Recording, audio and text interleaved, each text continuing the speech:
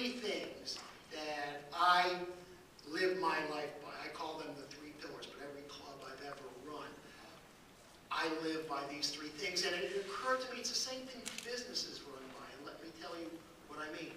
First, in a baseball team, it's building your team on the field. I believe in doing that through scouting and player development. I have a lot of that speech alone on that point is a 2-hour speech, but that's number one, build your team through scouting and player development. Number two is the stadium experience, making the evening the best, cleanest, safest, most entertaining environment it possibly can be, so that the fans who come to the game are having a great time, irrespective of the score that night. You can't worry about winning or losing. They've still got to have a good time, and that involves everything having to do with the stadium experience. That's number two.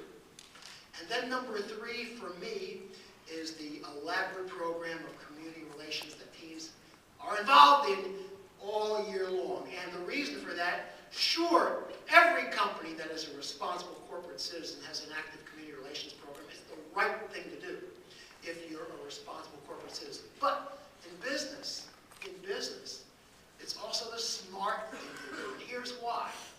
In the off season or during the season, the hundreds of clinics we put on, or appearances throughout the community, or showing up at hospitals, working with young kids, working with women.